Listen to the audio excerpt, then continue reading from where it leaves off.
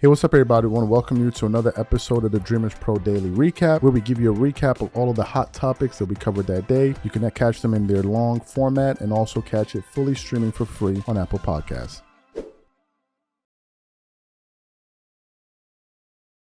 Yesterday, Stephen A. Smith set the NBA community ablaze with some of his comments that he made yesterday on ESPN First Take. And he left Chris Mad Dog Russo just absolutely speechless. So, as you guys know, Kevin Durant joined the exclusive club of NBA players to have scored 30,000 points, right? So kudos to Kevin Durant. Congratulations to him. I think he's one of 8 players that has done it. He's a top 10 scorer of all time in terms of his point rankings, and he's one of the greatest scorers we've ever seen play basketball. The guy has 4 scoring titles. We obviously know his efficiency, his physical attributes, his clutch, the clutchness that he plays with, especially how we saw him perform in the NBA Finals. So Kevin Durant is a hell of a player. No one has ever questioned this, right? But I had never really heard anyone make an argument for Kevin Durant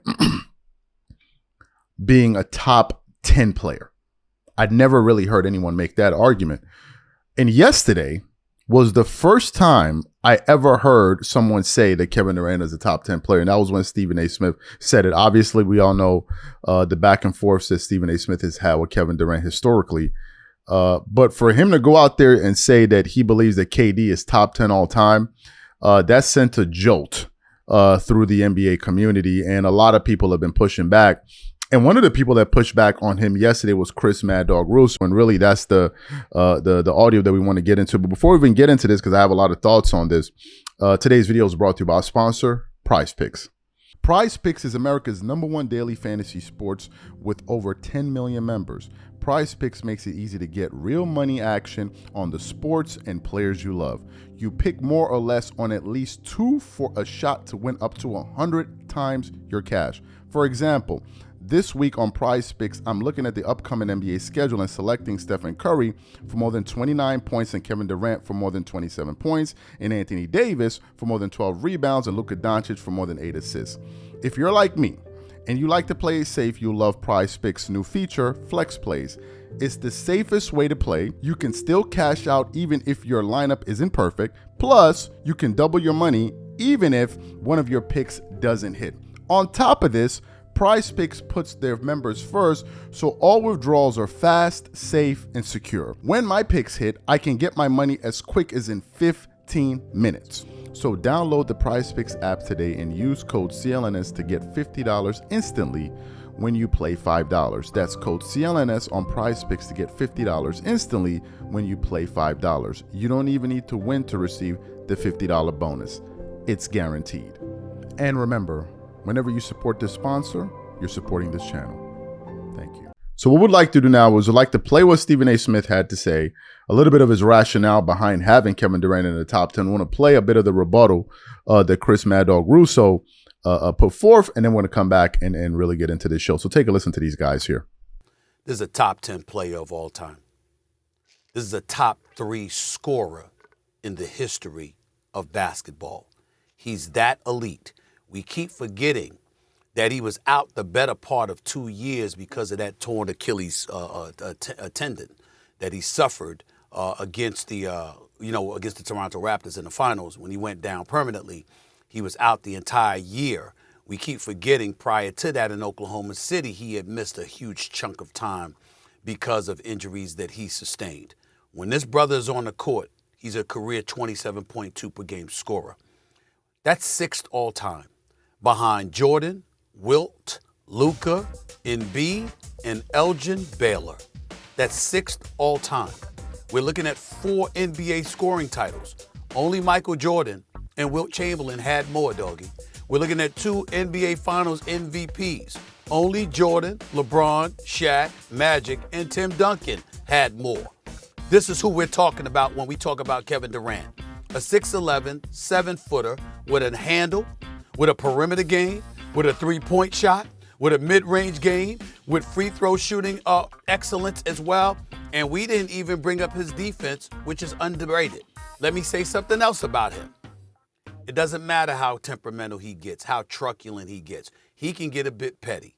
He can get a bit emotional. Sometimes he makes the wrong decision. I don't know if it was the right decision for him to go from Golden State to Brooklyn. All of those things being said, he's still a great dude. Kevin Durant is good people. He's a great ambassador for the game of basketball. Okay, he's never cheated the game. When he's on the court, he's on the court. When we question his leadership ability, meaning somebody like me, it was because of the apparent inability for him to peel out maximum effort from others he may have had around him for one reason or another. The way we saw Jordan do it. The way we believed we saw Kobe do it after Shaq departed when he went to 3 straight and won 2 straight, okay? All of those things. But Kevin Durant, the basketball player, the individual exceptional talent that he is, exceptional is underrating him. He's sensational. He's an all-timer. Top 10 all-time, top 3 player scorer argument. I'm not talking about stats. I'm talking about ability. KD is a top 3 scorer, easily a top 10 player of all time. You're putting a scorer and a player in different categories. He did not win a championship without Curry, if you want me to play that game.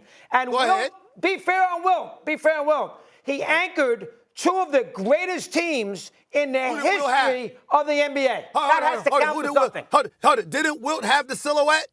Didn't he have Goodrich and those guys? I mean, didn't he have Jerry West? I'm sorry, didn't he have him? I mean, it wasn't like he was devoid of weapons, dog. That's the point. How about the first one?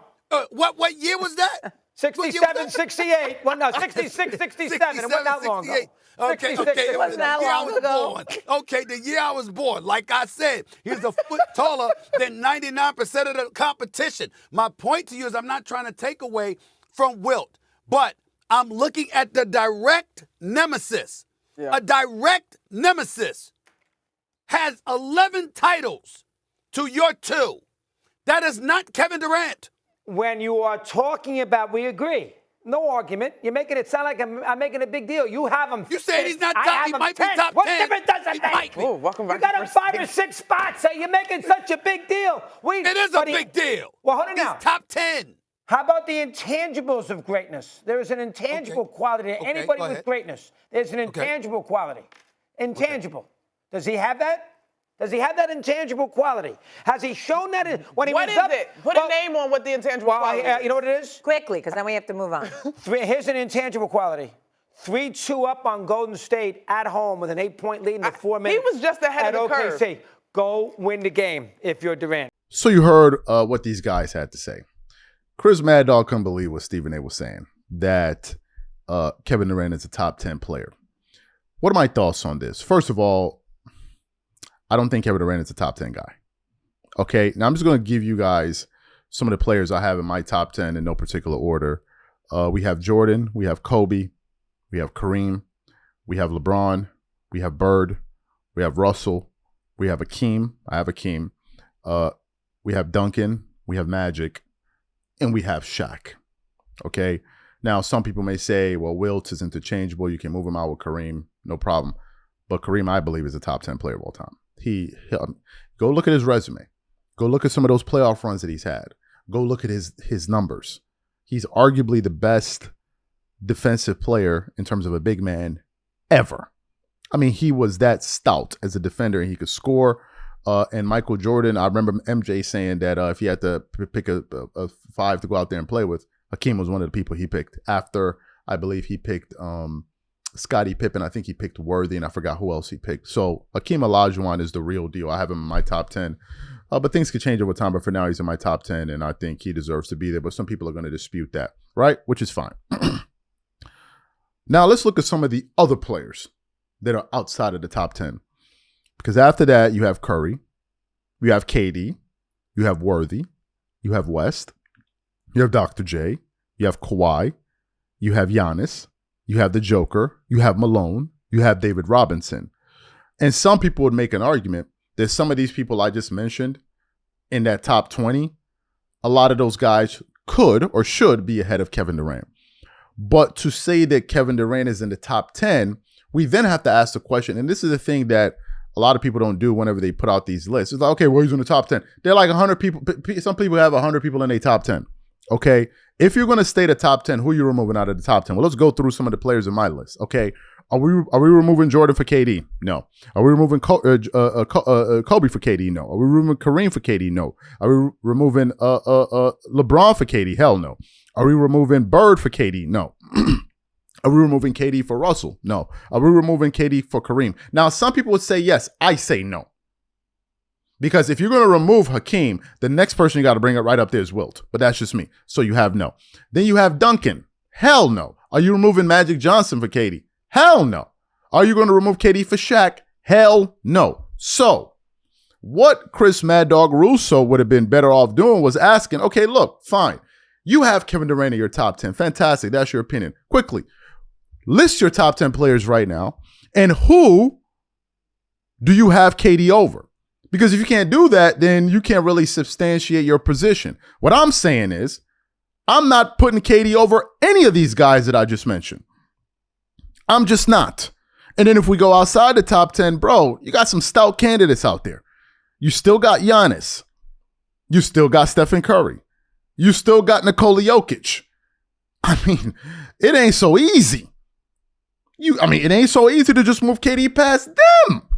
So that all of a sudden, and then of course you got Wilt and all of these guys. So I don't know about all of that.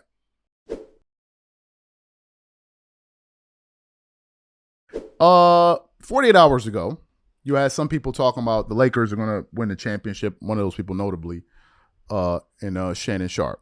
Now, I haven't really given a strong position on this Lakers team because I don't know. I don't have enough of a sample size in terms of how Luka and LeBron would mesh. In the case of AD, it was a little bit more straightforward. He wasn't filling in any redundant role on the team. He was going to be playing power forward. He's not a ball handler. His role doesn't interfere with what Kyrie Irving is doing or any Klay Thompson and any of those other guys are doing. And when you saw him make his debut game, he was having a monster game, and I don't think he affected anyone else's numbers. And they were a great defensive team. So we saw that, so it was easy to kind of make an analysis about that team. The Lakers has been a little bit different, right? Difficult, excuse me. But that hasn't stopped a lot of people from jumping out the window as they normally do. Right, because some of these dudes don't be buying parachutes; they just be jumping out the window, ready to sail away, fly into the sunset, right? And that's what some of them have been doing. So yesterday they ended up playing against one of the worst teams in the NBA, third worst team in the NBA, in the Utah Jazz, who they had just recently beaten a few days ago by I think 130 or whatever it is. And the Lakers went up there and gave up 131 points on the road to the Utah Jazz, right? In the immediate aftermath of that, people started switching up. Oh, man, I don't know anymore. Maybe the Lakers can't win. I don't know. Bro, I thought, the honey, I don't know. It ran out, whatever. They turned off the music. I stopped twerking. But prior to that, early in the day, they had Brian Windhorst on the show, now on Get Up. Now, if you know anything about Brian Windhorst, he's a LeBron supporter.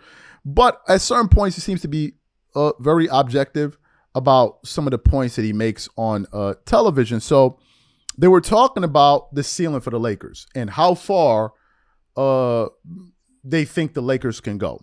And usually what people do at ESPN is twerk it up all over the table, pour honey all over each other, holler and scream, be shaking all over the place, knocking over cups, just making all kinds of, just disturbing the peace, running through the woods, fighting bears for honey, just all kind of crazy stuff.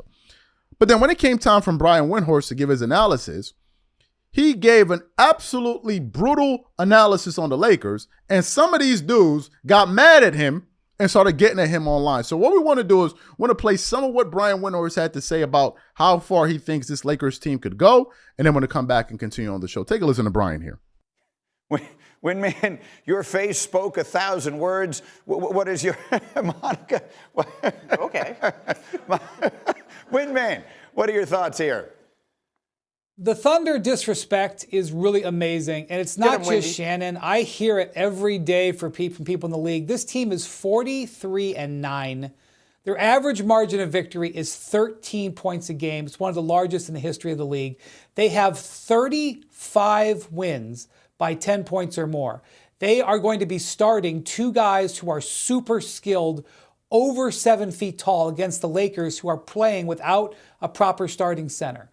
I respect that Luka and LeBron can do some special things. I just do not respect the take that you could pick them over the Thunder in a playoff series. I'm with you. But even before next year, I'm floored at some of the things that have come up on our screen. I want to be clear. You're seeing ESPN analytics. Only the Thunder have a better chance to make the Western Conference Finals. And we had a graphic a moment ago that said the Lakers have the second best chance, according to our analytics, to make it to the NBA Finals from the West, behind only Oklahoma City. To be clear, there's the graphic I'm talking about. The computer doesn't have to defend Nikola Jokic. Well, I understand that, but talk to him, Wendy. but Wendy, what I'm saying is, like last week when we were all making fun of the odds have a lot to do. Vegas has a lot to do with what people are going to bet on. These are computers. These are emotionless. They're not being swayed by the fact that they would like to see LeBron and Luka make a deep run. Our analytics suggest they have the second best shot in the West. That means something to me, Wendy. How about you?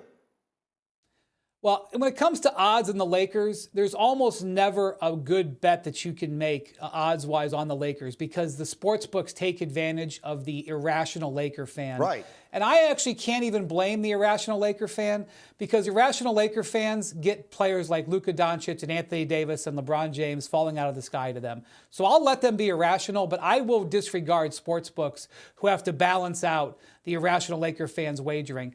This ESPN analytics, it is an interesting number. I just have to point out that the matchup advantages with certain teams are going to have, I think it's going to be hard for the Lakers to overcome it. But I'm not going to sit here and tell you I know for sure. I don't know exactly for sure how these Lakers are going to play. And the way J.J. Redick wants to play is interesting. I'd like to see it actually play out in practice before I back it. But I'd like to see, how he's going to lean into this. So you heard what Brian Windhorst had to say. Now, what's the interesting thing about all of this was I actually found out about these comments via an Awful Announcing article that I read, which ultimately linked me to a video that they posted on their Twitter. People were getting upset with him because he kept it funky. And what it seems like to me is this. The reason why Brian Windhorst doesn't make as much news as some of the other people that we have at ESPN is because Brian Windhorst, for the most part, isn't a hot take artist. And whenever you're not a hot take artist, whenever you don't go out there and say crazy things, you're not going to make headlines the way some of the other guys do by going out there and say, and it's not just on ESPN, that's just the way it is. I mean, a lot of people be saying stuff for the shock value of it. Oh, if I say this, it's going to land that way. And people going to feel, a lot of people do that. And they make a career out of just basically going out there and just saying crazy things to get clicks and views or whatever. A lot of people do that. Like, when I say Jordan is better than LeBron, that's not you're not clickbaiting anybody. When you say the inverse, you're clickbaiting people, right? But nevertheless, Brian doesn't make a lot of news. So for him to make news, for having for having an honest opinion, it shows you just how much honey is just pouring through the hallways of ESPN. All Brian is saying is that, look, one acquisition and one game doesn't change the entire landscape of the West and what we've seen prior to this point. Because if that's the case, then why even play the games? What do these records even mean? Because if you're telling me that the Oklahoma City Thunder, who've been arguably the best team in the NBA, certainly the best team in the Western Conference all season long, and their record proves it, if you're saying that, well, their record doesn't matter, then why does anything that happens on a night in, night out basis, why does that matter? Why does that win against the Jazz 2 days ago matter at all? I mean, it doesn't matter, right? I mean, the records don't matter because you're saying what OKC did doesn't matter. And Brian is like, no, some of our opinions need to be rooted in some type of reasoning and logic and evidence. And they don't want to hear that. This same thing about, they're going to go. This is what they said, 3 years ago when they got Russell Westbrook. They said the Lakers got the number one odds to make it out of the West. And the number 2 odds to win the championship. This was after they landed Russell Westbrook in the offseason. I remember. We all were here. So Brian is like, no, I'm not willing to go this far. I'm not willing to pour this much honey on myself. I refuse to twerk with you guys. Get the hell off of me. Get the hell off of me. So it's going to be an interesting second half of the season going into the playoffs as some of the crazy things people are going to be saying. Right? Now, I kept it a buck from the start. I came this close to room for the Lakers. I'm not doing it until LeBron leaves the team. It's that simple. For whatever reason, this is complicated for some people to understand. I'm not doing it. I know that surprises you that I'm not up here twerking it up for LeBron the way you do. I'm not doing it. I'm not doing it. I don't know why y'all be expecting me. Ain't gonna be no balance. The same way there was no balance when he was going at Russell Westbrook and they blamed that entire season on Russell Westbrook. The same way you ain't gonna get no. So don't look for no balance from me. Don't look for no balance from me. Go to the next dude and look for balance. Don't look for it from me because you're not getting it. I have a position and I've given you the reasons why. Don't ask me to be fair and balanced about it. I ain't doing it.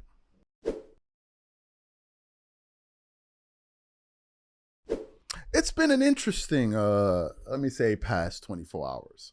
Heard it when I heard it when I was asleep. That so and so and so and so wanted beef, right? People messaging me, yo, you hear what son said about you? Yo, you hear what son said about you? I'm like, no, I didn't hear. So I click on the video. Yo, look. So I watched the video and son had a lot to say, whatever it is, and all of this. Now, look, I've already had a moment that I'm not proud of when I went on the internet. It made myself look like a complete fool, got out of character, talking crazy and all of that. And I promised myself that, look, I would never do that again, right? Never do that again. I'm not doing that at all. I don't feel that passionately about nobody to behave like that. But Winnie the Pooh does. Winnie the Pooh, it meant that much to you.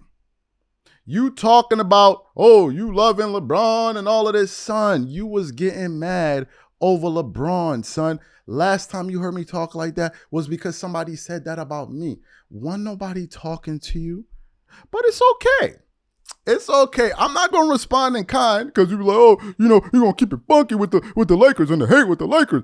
Keep it fun. Let me make it clear for you dudes once again so you don't get it construed. I am not supporting the Lakers as long as LeBron is there. I have said this 100 different ways. Ain't nobody switching up. I'm not jumping positions. I've been said that. The same way you don't F with me is the same way I don't F with LeBron. You see how that work? You see how you can do it so easily?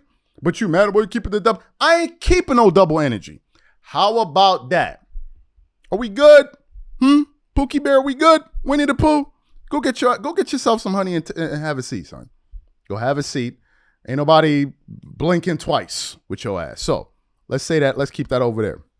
You got these dudes over here trying to. Anyway, so you got that going on. So what happened? About 48 hours ago, Shannon Sharpe was on ESPN First Take, hollering, screaming. Probably stole some of the honey he was rubbing all over his belly. He probably got it from Winnie the Pooh.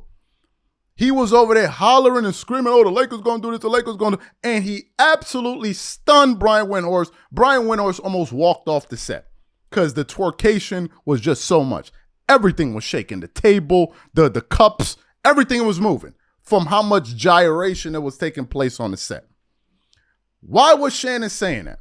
Shannon watched one game where the Lakers played against the lowly Jazz. Yo, hold up. Let's pull up the Jazz record real quick because a lot of you dudes was being your meat. Some of y'all with honey, Winnie the Pooh. They beat the Jazz. They got 13 wins on the season. They are the number 14th seed in the NBA with 13 wins. And how many other teams got more wins than them? Less wins than them. One. Only two teams got less wins than them. They was up there hollering and screaming, and Shannon Sharpe was talking about, oh man, we gonna beat, oh man, we gonna beat the Lakers, we gonna beat, we going to the final, and Winnie the Pooh over there, being as me, hollering, getting ready to load up. Yeah, we gonna do this video, and I'm gonna come at him, and I'm gonna have my little minions run around and send it. So they did all of that. Then what happened? These same Lakers go out there yesterday to go play the Utah Jazz. And what happened? You know, these dudes that was up there talking about, man, we're going to go to the finals, man. We're going to go to the finals. Why you don't love LeBron like the way I do? The Lakers got their asses tapped yesterday by the Jazz. I watched most of the game. But I'm like, you know what? I'm not a bozo. I'm not going to sit up here and do a live all the way because it don't really matter. I went to bed because it was mad late where I was at. Just for me to wake up and for me to see a video from nightcap, and the thumbnail, the video title says, the thumbnail says, far from contending. Lakers come out flat. Unc slams Alex Lynn or whatever it is, and this signing. And all of a sudden, now the Lakers are not contenders. 48 hours later, that's all it took. So for those of y'all who didn't hear what Shannon Sharpe had to say 48 hours later, take a listen to him now, and then we're going to come back and continue on the show. Take a listen to that. But they can't defend Ocho. Austin Reeves struggled shooting the three tonight. So did Luka. But Luka's going to take a while. He's been out almost 7 weeks. Since December. Yeah, since Christmas. So it's going to take him a while to get his rhythm back. But they didn't defend. And when you don't defend and you don't shoot the ball well, you end up going down by 24, 26 points. You end up losing by 12. But the game really wasn't close. Don't let the final score fool you. The game was not this close. Right. Hey, but listen, the Lakers, as opposed to the last game, the Lakers came out flat. They came out flat. They played very uninspired. Obviously, Jackson Hayes only getting 7 minutes, having maybe four points? What was it, 4, 6 points? Yeah, 4 points. Something 7 minutes. And ever since he was out of the game, I think he's the only defending presence that could really be inside the paint and be able to defend to some extent. After that, it was just a goddamn layup line, basically for the Utah Jazz. Layup and dunks. How many lobs did you see? I mean, they're throwing lobs from out of bounds.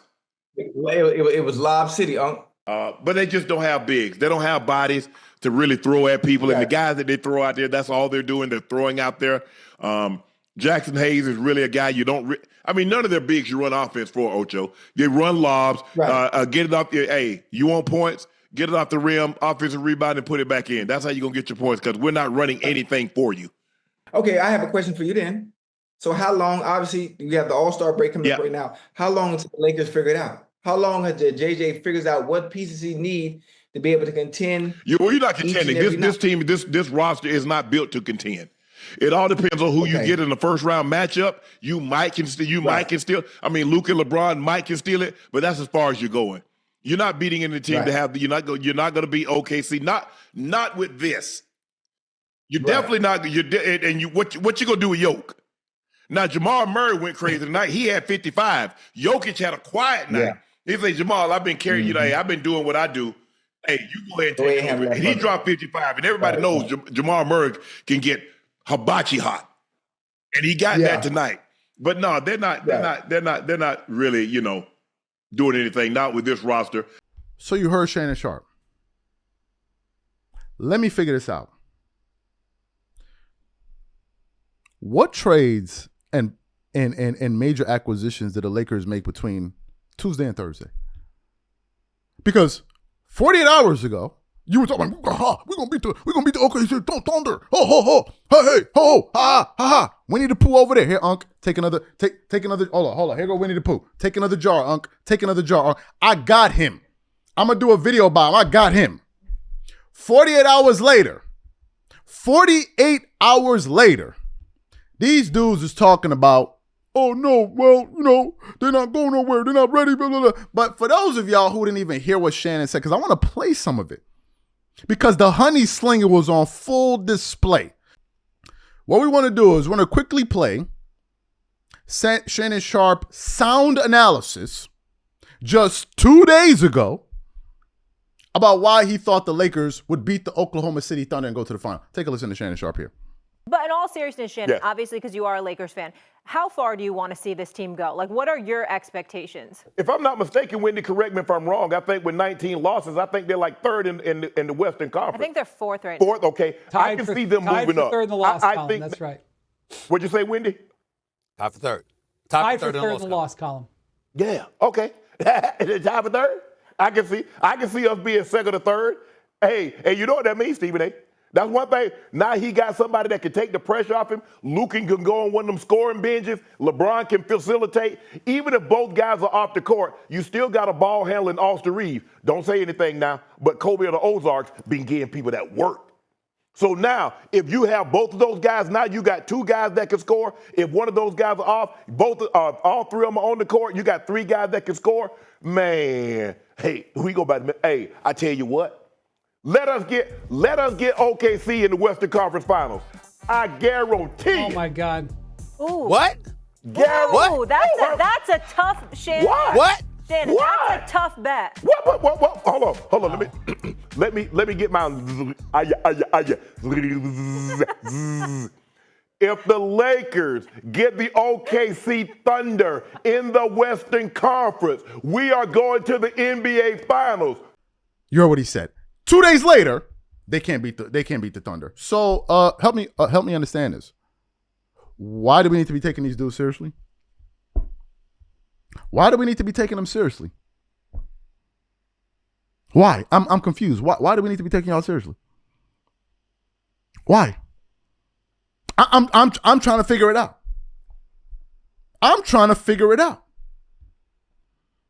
This is what I'm trying to understand. Now all of a sudden they can't beat the Thunder. They can't beat the Thunder. But just 2 days ago you were saying they could. Yesterday they lost to the Jazz, though one of the worst teams in the Western Conference. And you got these dudes running up out here hollering and screaming and talking all kind of spite. I laugh at that. I laugh at that. I felt nothing from that. Growing up in the Bronx, son, yo, you have no energy. I was laughing when I saw that.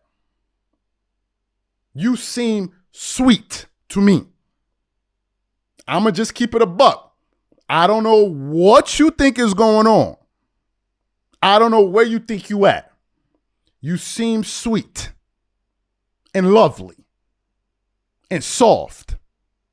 I don't need to be going up there calling people out their name and all of that other stuff. I'm not doing that. I'm a father.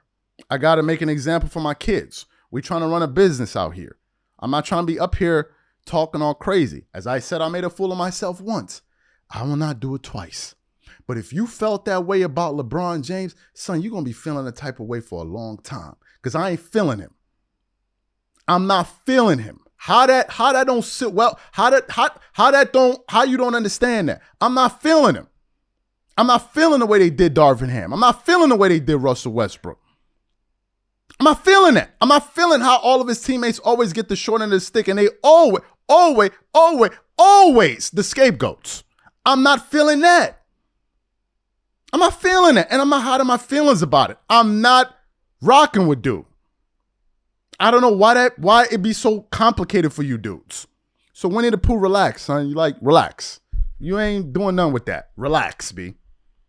Relax. You don't get to walk around talking about, yo, this dude dumb, but then you're going to post on the internet, I was too stupid to pass high school. I was too stupid to pass college, but then you running around talking about I'm dumb. Son, stop.